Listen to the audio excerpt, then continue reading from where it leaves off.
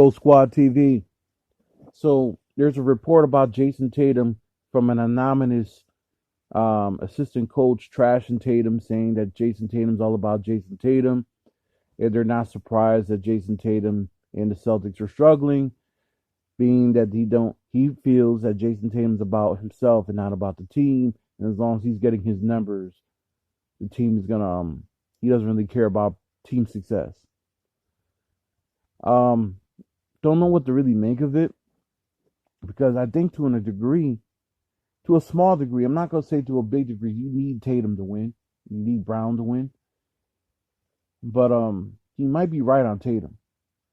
Last night, he did exactly what he's been doing in the clutch, which is try to force shots, difficult shots, and trying to get in the rhythm versus trying to get his teammates involved. Although Jaylen Brown's not playing at 100%, it's smart and he has his moments. You gotta trust your teammates, man.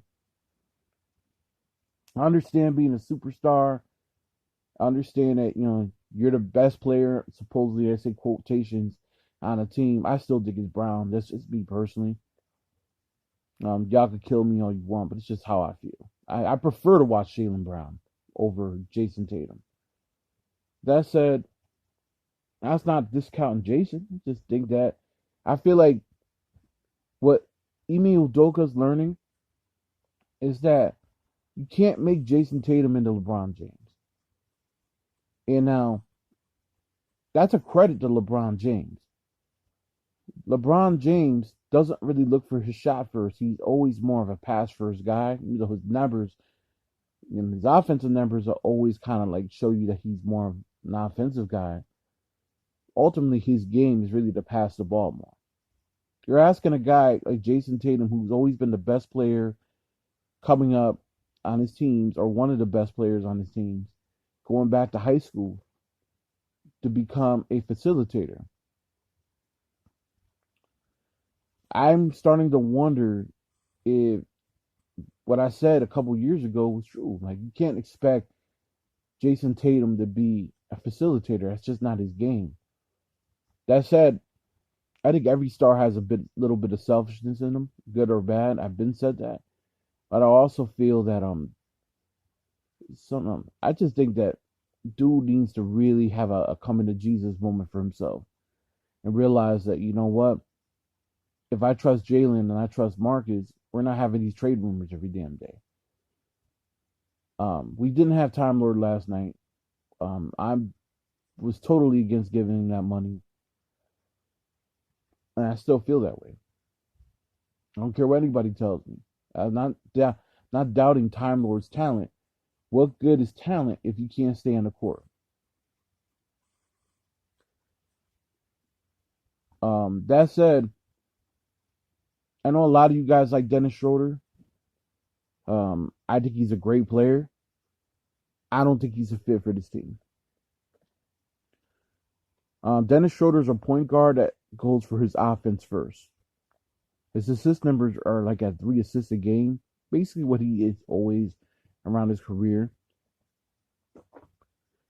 And, do I like him as an alternative as a point guard over Marcus Smart? Yeah. However, Marcus is sacrificed a lot more for this franchise. Like it or not, he has a fan base. I'm not the biggest Marcus Smart guy, but I can't deny the dude does play really good defense. And whether you like it or not, that's what he hangs his hat on. Celtics need a point guard. I think it really comes all down to it. I think it's pretty simple. They need a Chris Paul. They don't have Chris Paul. We're never going to get Chris Paul. But they need a player like that, of that nature. Maybe somebody who's willing to sacrifice their numbers and not put points up all the time, to get the Jays involved, to get Smart involved, to get Horford involved, to get Time Lord involved, we also need more big men. Because as much as I like Canner on the offensive boards, we're really lacking in that department. We legitimately only got 3 big men on the main roster. Obviously, Luke Cornett is playing in Maine, but can you really rely on Luke Cornett as a borderline NBA player? I don't think you can. So if you're the Celtics, man, I mean, you got Schroder. you could probably trade him and flip him for Myles Turner. Indiana doesn't really want Myles Turner at this point. So you got to kind of look at it from a standpoint. Indiana ain't going anywhere with Myles Turner and Sabonis. That's not the shit on Turner, but if you're Indiana, you're not keeping Turner over Sabonis. Sabonis just gives you more offensively for what he lacks defensively, but you could work around his faults to where Myles Turner's not really a score first center. He can hit 3-point shots, but that's not really. You're not asking Myles Turner to score. You're asking him to defend. You're asking him to be one of the best defenders in the league, one of the best shot blockers, and we've been looking at him for a long time.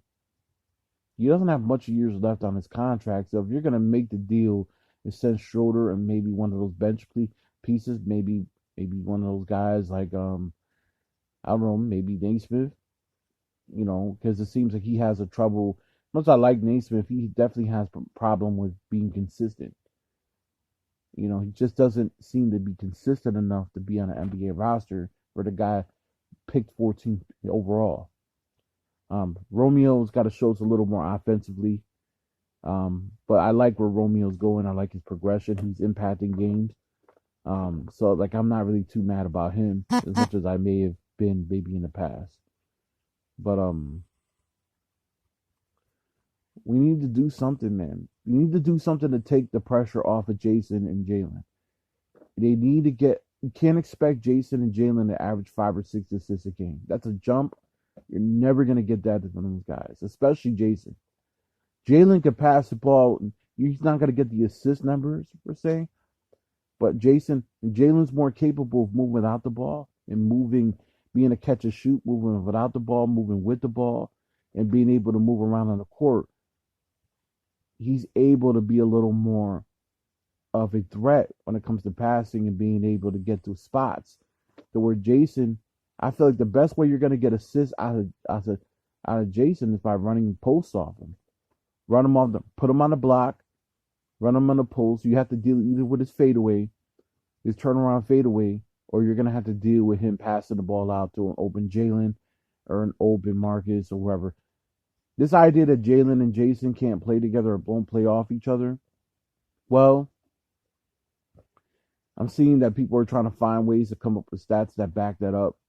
I've seen too many games where they played well together and won. Maybe not recently, is last year and this year, but over their careers, they played very well together. The media, more specifically, the Boston media, is really trying to break those two up. I don't know why, but they feel like it's only room for one guy there, and then you go and get veteran stars. I hate to break it to you guys, I'm gonna sound like a prophet. Bradley Beal's not coming to Boston. As long as Washington's winning, because that's all he asked for. As long as Washington's winning, he's staying. Even if they get outed in the second round, it's still better than what he's been through the last few years. Just for him to get to the playoffs and him to be a factor on a playoff team that might be a high seed this year is enough for Bradley Beal.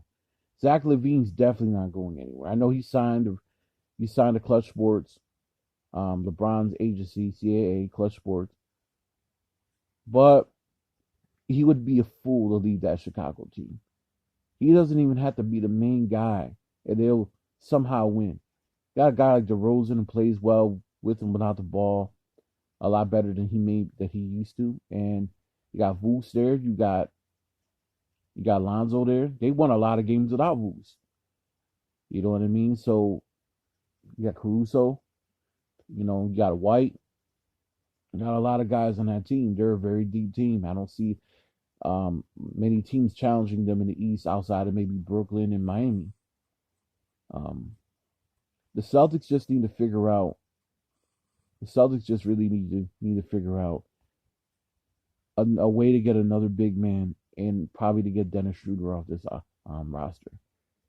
And I'm not saying that to disrespect Dennis Schroder. I think he's a good player, But I'm to the point where I'm looking at it, and I just think that he wants to be able. He's on a contract year. You remember the last time we were 10-10 with this many games in the season? We had Marcus Morris. Now Marcus Morris is a nice player, much like Schroder. Different positions, but like Schroder. They're playing for contracts. I mean, you cannot have guys on his roster playing for contracts that are offensive players.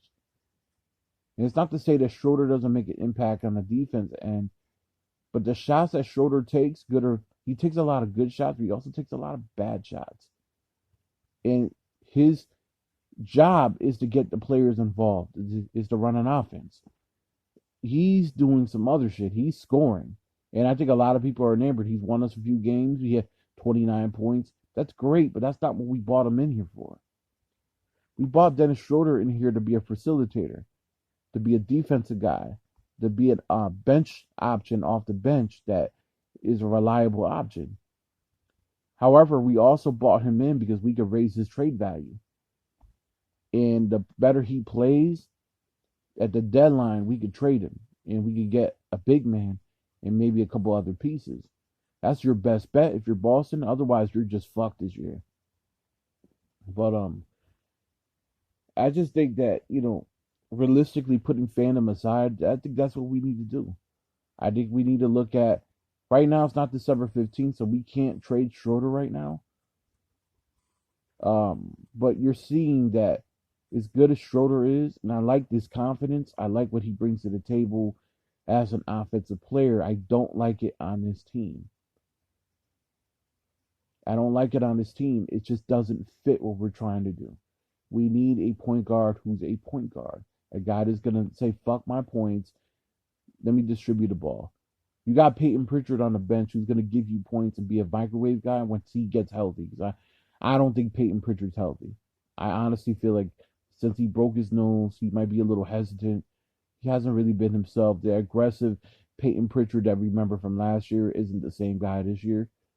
So it might take some time for him to get past whatever he's going through. I'm gonna give him the benefit of the doubt because I'm a Pritchard stan. I admit it. I don't care. That man, to me, you don't sit a guy like that down who plays decent defense and can shoot threes. And now ultimately at the end of the day, I think Ime is just testing him to see kind of resolve he has. I don't think Ime's thinking about dealing him. I don't think Brad's thinking about dealing him. I don't think he's going anywhere in the trade. It would be stupid for the Celtics to just hold on to Schroder for the rest of the season and not get anything for him, and then he walks. You're not going to give Dennis Schroder $81 million, which is probably what he's going to, anywhere from 81 to 100 mil. He's going to demand that on the market, like he just did with the Lakers. You can't just give that to him. He's a $55-60 million player. I think if he's willing to take 50 to 60, we're good. But if he wants to get more than that, I don't see that working. He should be getting around Marcus Smart money. But I don't think he's going to take that, and I don't think that he's going to want to take a back seat. And I think ultimately, at the end of the day, you want to see what Pritchard has once he gets back to a sense of normalcy. You want to see what this team is going to have if we get another big man and we get a point guard that actually knows how to run an offense. You know what I mean? Now, that said, that's a tough task. How many point guards are really out there?